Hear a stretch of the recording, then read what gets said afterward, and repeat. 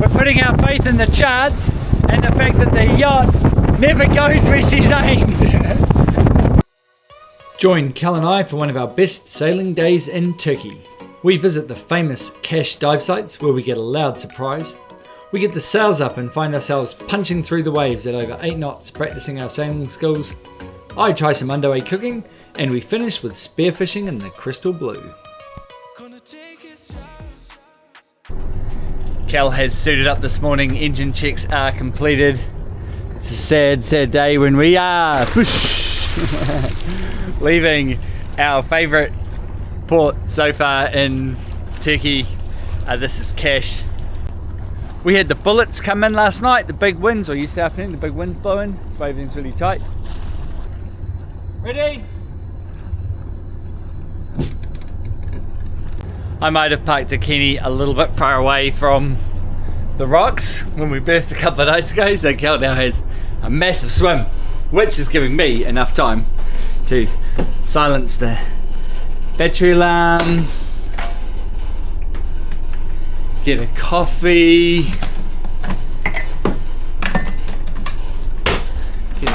going, silence the AIS alarm. Oh, that wasn't the AIS alarm. And look, she's still going.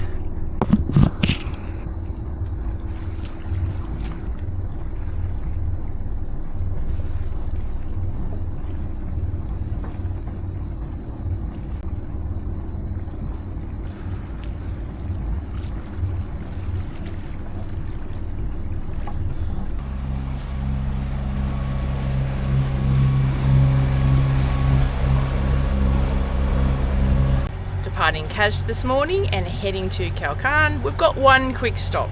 There is a fantastic snorkeling and dive site with a whole bunch of buoys which you can pick up free of use. So we're going to duck out there and try and get those for an hour or two before the tour boats come out. It is another lovely and peaceful morning here in Kaş.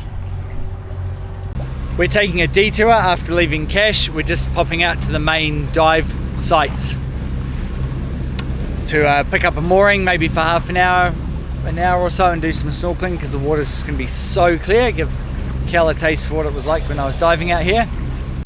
We've come to this very temporary for us mooring.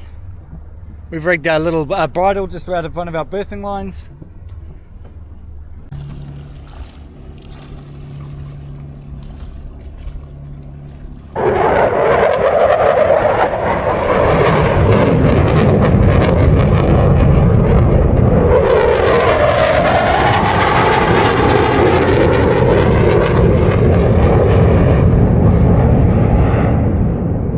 Wow, a couple of jets just buzzed Castellarese, so I presume they're Greek.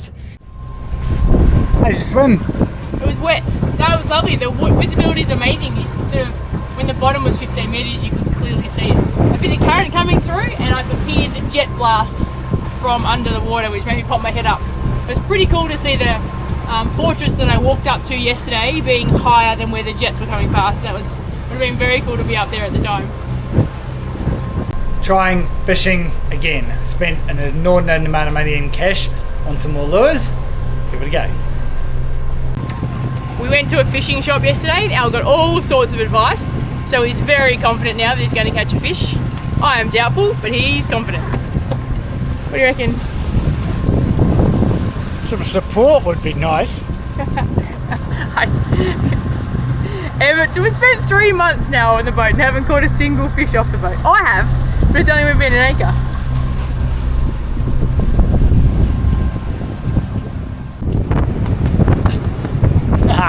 You can't turn down 14 knot winds. We've chucked a reef in because we don't need to worry about the Meltemi if it kicks up a lot more than forecast.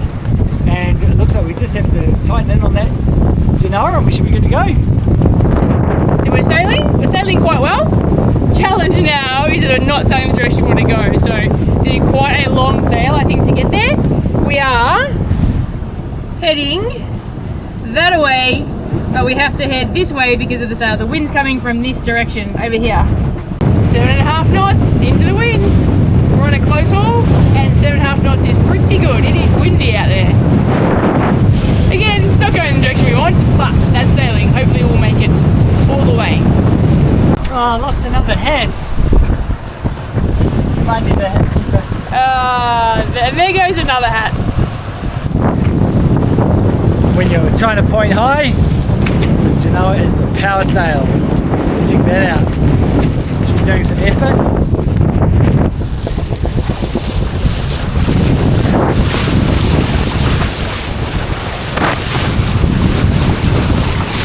Just doing some checks, gone through, made sure all the hatches are shut, made sure there's no lines going overboard, made sure the dinghy's not under too much pressure. Might tighten that up. This is a bit of a hectic sail. Good for us to get used to sailing in some higher winds, but it's hectic.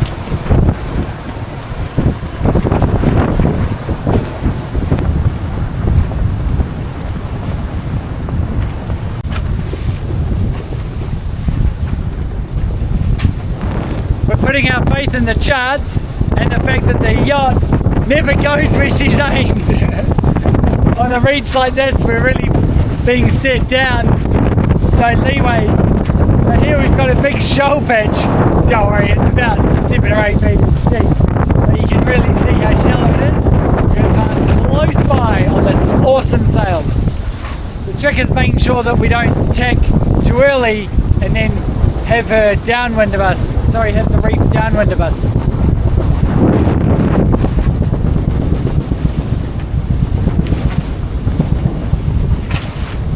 The telltale looks pretty good.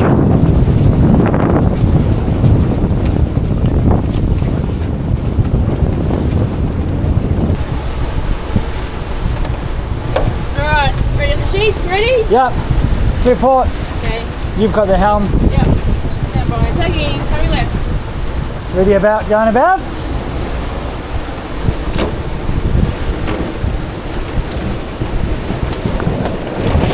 Got the sheet free. Okay.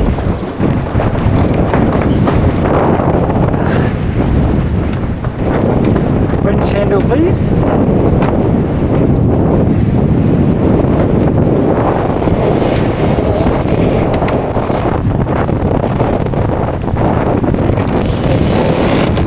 I've just been using our compass binoculars to take a bearing of the right hand edge of this little island, because with leeway, Dakini will be slowly drifting, being pushed by the wind down onto the island, even though we're not pointing anywhere near it.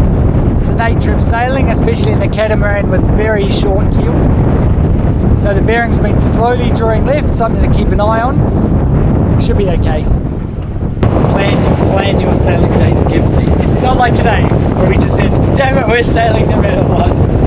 It's worked out really well so far. Yeah, it has. I mean, it's going to take us a while to get there.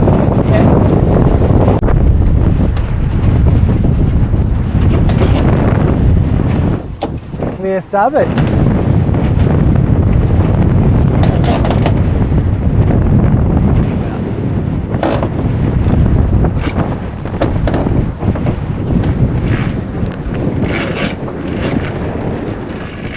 Oh, geez,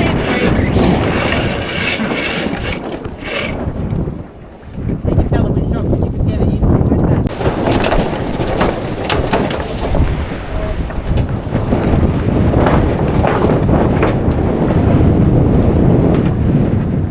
We've just done what we think is our last tack. We're about 4 miles from the anchorage now, and we think this course will get us all the way in if the wind doesn't change, which it may because there's plenty of mountains around.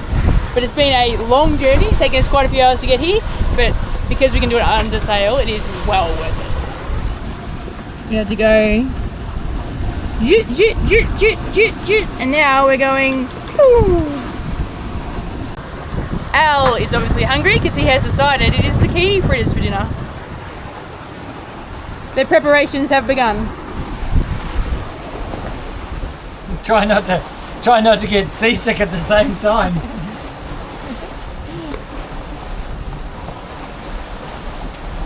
The wind has just picked up to 18 knots, so we are flying into the anchorage. I've ditched my hat just in case. I can't give Al a hard time for losing multiple hats if I lose mine, so you know.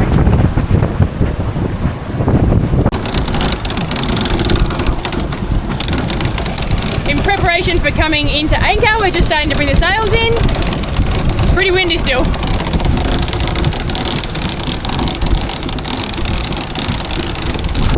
So mate is down. We always have this problem with our reefs being a bit of a mess. So I'll go off and see what I can do. We are now free to maneuver. We found a spot at one of our favourite anchorages. There are quite a few boats around, but some of these boats will be day boat, tourist boats, so they'll all go shortly. We have anchored instead of med-mooring because it is quite windy, and med-mooring in a side wind is rather tricky. So we've just decided to anchor and we'll see how it sits for a little while. The water, however, looks incredibly beautiful and clear and blue. I can't wait to go for a swim. This is definitely a must on the stop of all of the tours in this area. But luckily they all leave in a couple of hours, so. I'm cooking while listening to a podcast.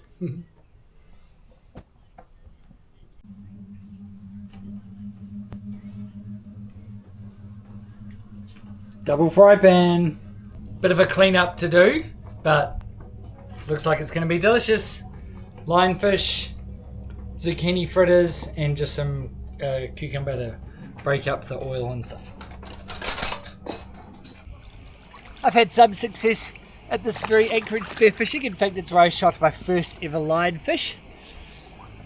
I'm going to take it a bit more seriously today. And I'm going to swim, avoid the gullets, and then go an hour and a half that way and then an hour and a half back.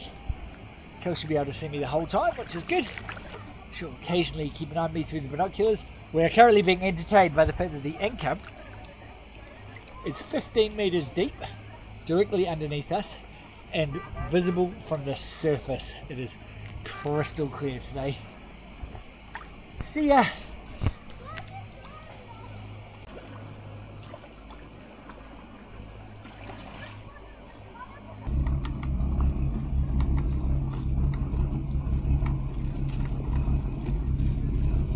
It's so clear. Someone came over right when I was in the best bit though.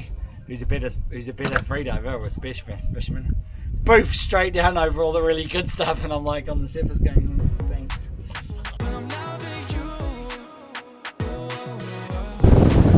Well, if $40 worth of fishing lures is all it takes to make sure that we get to sail, i.e. the lures stay in the bag, then I'm happy.